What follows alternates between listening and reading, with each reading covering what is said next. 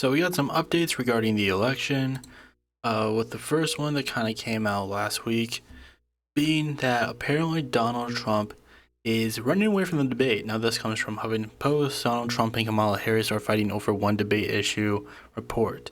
Teams for Kamala Harris and Donald Trump are bickering over whether hot mics should be allowed during their scheduled September 10th presidential debate on ABC. This is something that honestly I don't care about that much, but I just think it's really weird how they're talking about it, especially because Donald Trump is like very steadfast on being like, no, we cannot have hot mics, we're gonna have it muted like the first debate. Well, it's mostly his team that's really bickering over it, and I think that's because they don't trust him to have a hot mic, because he's probably gonna say something stupid like he did at that black journalists convention of being like, is Kamala black or is she Indian? She's gotta pick one.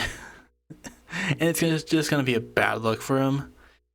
Like, I don't know. There's been multiple different angles they've been trying to do during this campaign that has just not worked out, that we will get to. But, like, yeah, I can understand why they're afraid for him to have a hot mic. But even though it has been his team that's been mostly bickering about it, he has come out and tried to fight against it. Well, I watched this weekend, and it's the worst of all networks. George Slopadopoulos and all of the different people, and the worst. And they had this Jonathan Karl, who's a lightweight, and he was asking questions of Tom Cotton, who was fantastic, by the way. Only a total pro could have gotten through that interview. And I watched that group talk to Biden about vanilla ice cream, and then I watched the way they went after Tom Cotton, and Tom Cotton handled it like easy. But when you see the level of hatred in that room, and when you see Jonathan Karl, who's terrible, I mean, he's just terrible. He's just an average person. But they tell him what to do. And then when you look at the roundtable they had, which was Donna Brazile, wasn't she the one that gave Hillary Clinton the questions when she was at CNN, maybe? Is that right? I mean, it's just kind of him bickering, but it's just essentially him saying, like, oh, they're so unfair to me. They're so unfair. I don't want to do it. Over exactly how the debate will go down. Trump going on a brand new social media tear, as Kamala Harris's team is now making the case for debate microphones to stay on the whole time. Lucky for us, we've got CNN's Elena Trine and Priscilla Alvarez, who have the new reporting on what each side is saying. All right, Elena, I want to go to you first. What is the latest from Team Trump? Right. Well, you're exactly right, Omar, because it does seem like the Trump campaign and the Harris campaign have reached somewhat of an impasse as it relates to the debate rules for that ABC debate on September 10th. Part of that is about the microphones being muted. Remember, back in June for that June 27 CNN debate between Trump and Biden, there were a whole host of different rules that they had agreed to, including having the microphones be turned off when one of the candidates was not speaking. The Trump campaign, we're told, still wants that rule to be in place. However, the Harris campaign is now saying this is a new candidate. We are a different campaign, and we want the mics to be on for the extent of the debate. So there's some behind the scenes back and forth over this. I do want to read for you what we heard from Jason Miller. He's a senior Trump campaign advisor on all of this. He said, quote, enough with the games. We accepted the ABC debate under the exact same terms as the CNN debate. The Harris camp, after having already agreed to the CNN rules, asked for a seated debate with notes and opening statements. Of course, I'll have you have Priscilla fact check some of that. And then he added, we said no changes to the agreed upon rules. Now, all of this also comes, I'd like to note, as the former president himself kind of posted on social media yesterday, throwing doubt into whether or not he may actually try to pull out of this debate. He wrote, quote, why would I do the debate against Kamala Harris on that network? He said that as he continued to, he said he was watching the Sunday show yesterday on ABC, was slamming some of the... Why would you do the Joe Biden debate on the CNN network unless you knew you were going to steamroll him? And even then he didn't. It's just that Joe Biden just like was so fucking terrible and obviously was showing signs of just being an old man that Trump just looked good by comparison. Our understanding is that Trump's handlers prefer the muted microphone because they don't think their candidate can act presidential for 90 minutes on his own. The statement goes on. I mean, that's true. Because, like, why else would you care all that much about this? Like, okay, they just want hot mics. Obviously, you would only have a problem with that if you believed that your candidate could not be trusted to, be professional. Like, I don't know. To me, it obviously shows how good it was to swap out Biden, since they are overreacting this much, even just to this. Like, when he dropped out and endorsed Kamala, they were freaking out then. And now, since they're just freaking out over this little thing about whether or not the mics will be muted or not, just goes to show, like, it was a good idea. Yeah. Like, because even the slightest pushback, and they are just crumbling. It looks like he is also going towards battleground states now and trying to win those. He probably would have a good chance of winning, honestly, even though Kamala Harris apparently saw a boost after the DNC. But who knows, because, her stance on Israel hasn't been that great when it comes to the perceptions of the uncommitted movement. And, groups like that, like Muslim Women for Kamala Harris, disbanded, I believe, or basically said that they lost support for her. And those are like groups in battleground states. They're not just random groups. They are groups that have a large contingent of people in battleground states. So it ain't exactly looking good for her. Vice President Harris enjoying a post-convention boost So along we'll with see. a healthy war chest, raising more than $500 million in just over a month. Selena Wang is at the White House now with the latest. Good morning, Selena. Good morning, Gio. In just over a month, Vice President Harris has completely upended this election. She's gaining ground over Donald Trump in the polls and in her fundraising. To counter her rise, Donald Trump is stepping up his campaigning, blitzing through battleground states this week. This morning, Donald Trump preparing to storm the battleground states that will decide this election. The former president struggling to define his opponent, rallying supporters later today in Michigan before hitting Wisconsin and Pennsylvania later this week, hoping his new endorsement from independent candidate Robert F. Kennedy Jr. will give him a boost, with Vice President Harris. No. Like, and that's something we're going to get into. Like, they are really just going into their worst aspects. The Trump campaign has been. They just have not been making the right decisions. And it's just been like Republicans as a whole have been really showing their asses. I mean, this is something that Jesse Waters said on air in regards to Kamala Harris. This is where the president has his most impact. You have a lot of room to maneuver there as commander-in-chief. We don't know who she is. We don't know what she believes.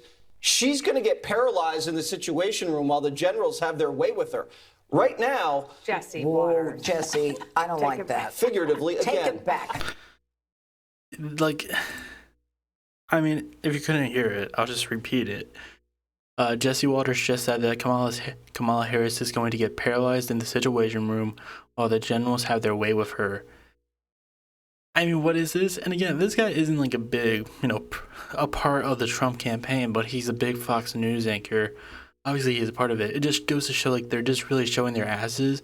They're really just feeding into the worst aspects of their voter base. And I think it's really going to drive away support from the, central voter, the voter that they should be aiming for, like the centrists, people like that, the moderates. But when they do shit like this, when they act on their worst aspects, it's just not going to be great. It was also unearthed some audio of J.D. Vance calling teachers who don't have biological children disorient and really disturb him. She should have some of her own children. I believe he says, like, oh, you don't have children, but you want to brainwash the ones you, like, it's so stupid. He's just such a weird fucking person. Like, every single day there's new, video or audio of him just saying the weirdest fucking shit. And then, oh yeah, we also have this. But we also have the Arlington National Cemetery drama, the controversy there. Fresh controversy brews over Trump's Arlington National Cemetery visit. Former President Donald Trump's campaign stirred new controversy this week during a visit to Arlington National Cemetery that was intended to draw attention to the chaotic U.S. withdrawal from Afghanistan for 2021. The Trump campaign posted a video on TikTok of the former president's visit, which marked 3 years since the tragedy. In a post on Truth Social, Trump appeared to suggest the incident stemmed from his campaign's use of photography, sharing a statement from the family members of the fallen soldiers expressing their approval. We had given our approval for President Trump's official video photographer to attend the event, ensuring these sacred moments of remembrance were respectfully captured so we can cherish these memories forever. But he's using this as a campaign now. Like, he's using this to kind of boast his campaign. But according to a statement from Arlington National Cemetery obtained by CNN, federal law prohibits political campaign or election-related activities within Army, national, and military cemeteries. The cemetery said it reinforced and widely shared this law and its prohibitions with all participants, which includes photographers, content creators, or any other persons attending for purposes, or indirect support of a partisan political candidate's campaign. Trump's post came after a report from NPR about a verbal and physical altercation. Whatever. It's just weird. Like, him using this opportunity is obviously not a great look. He's also trying to sell NFTs again, by the way. Let's just watch this. Your favorite president, Donald J. Trump, with some very exciting news. By popular demand, I'm doing a new series of Trump digital trading cards. You all know what they are. We've had a lot of fun with them. It's called the America First Collection. Wait, hold on. Let's look at this one. I feel like this one just looks like, what's his name? Not Alan Tudyk. Who's that one guy who got in trouble for shooting someone with a prop gun? That guy, the guy who was Trump on the SNL debate skit. This kind of looks like him. I'm pretty sure these are all AI. 50 all new stunning digital trading cards. It's really something. These cards show me dancing and even Oh, the double blowjob dance. If I was Marvel, I would try to sue over this. I mean, look at this. Here's the best part. I'm doing great things for my Trump digital card collectors. First, there's the real physical Trump cards. Purchase 15 or more of my Trump digital trading cards and we'll mail you a beautiful physical trading card. Get a bunch of fake cards. And by the way, so I've seen this before. I saw this little ad before. They're $99 a piece. You had to buy 15 $99 digital cards, fake cards that don't exist, outside of them being on your phone. And then you get the actual physical card. It's really easy to buy. You just need an email address and a credit card or crypto. You know, they call me the crypto president. I don't know if that's true or not, but a lot of people are saying that, so don't miss out. See? Like, what the fuck? This just looks so bad. Why does he always try? I understand this is probably like a team of his or something, but why do they always have to go out of their way to try to make him seem like this buff, sexy man?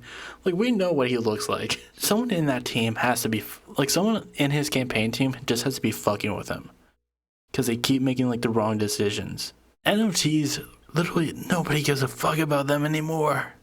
Literally nobody. Crypto almost doesn't exist, let's be honest. Trump's just been on a weird tear, just acting on the worst instincts that he has, like the NFT stuff, well, Republicans as a whole, but also like going against Kamala with this whole hot mic situation, the Arlington Cemetery situation, and then we also have him bringing on RFK Jr.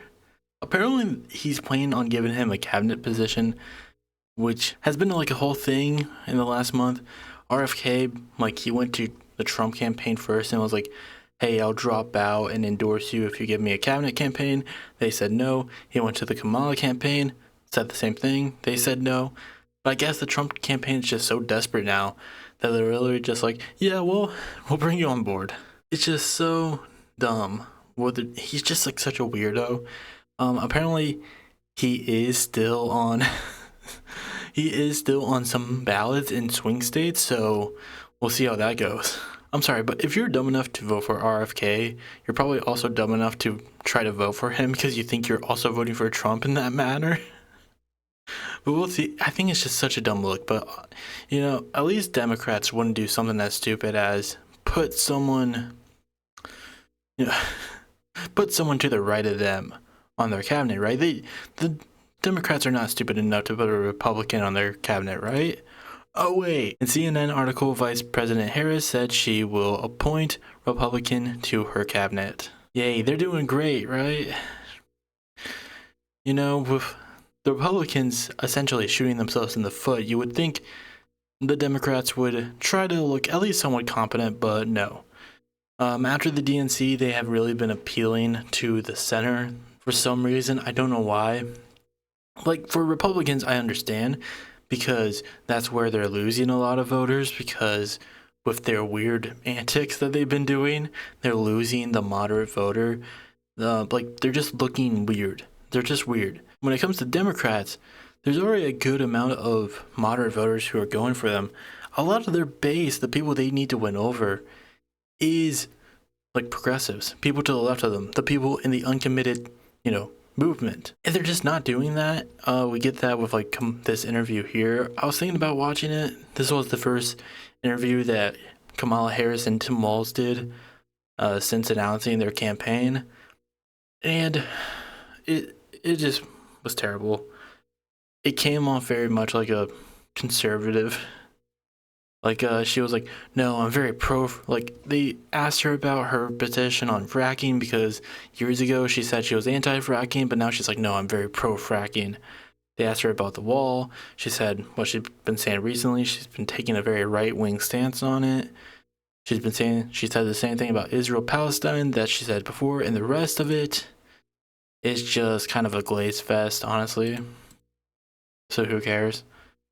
And, like, literally, if they just changed their position on Israel-Palestine, they would probably get a lot more votes. I think they also would need to change their stance on the border wall, but at the same time, who knows? But especially when it comes to Israel-Palestine, because a new poll came out from CBS, 61% of Americans oppose weapons aid to Israel's assault in Gaza, 77% of Democrats, and 63% of self-identifying moderates reject U.S.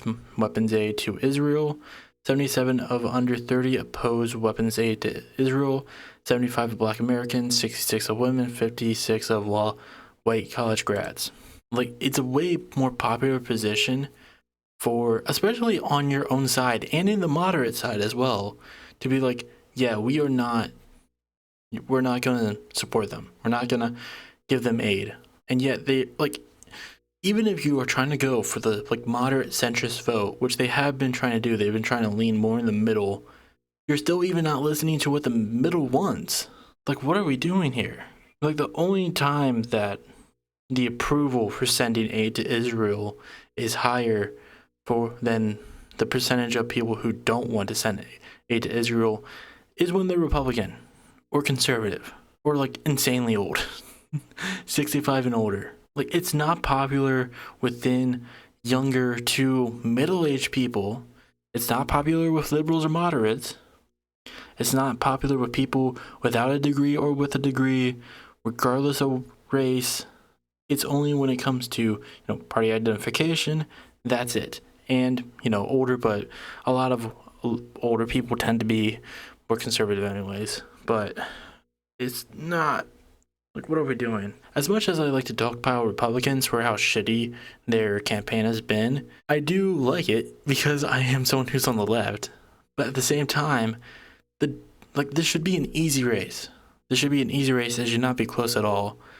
But for some reason, Democrats, instead of just looking to their base, are just like, no, if we keep playing to the middle, we'll be fine. Like, I feel like it's very much like a 2016 Hillary situation where they honestly just don't think they can lose, so they're just like, we'll just work moderate, who cares? I don't see this working out for them.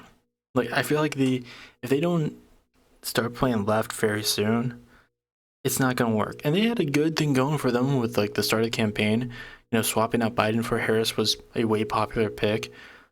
Bringing Tim Walz on, someone who has, past progressive agendas during his time as governor, was a great pick. I don't know what they're doing now. And this has not been something that they've been doing suddenly. It's always been a problem. But the fact that they are not listening to their base at all in regards to these issues, I don't think it's going to work out in the long run. We'll see. I'm still confident they're going to win regardless. But at the same time, it's just like, if Trump is able to gain even a little bit of ground, you should be worried. But who knows? Again, they've been working on their worst instincts.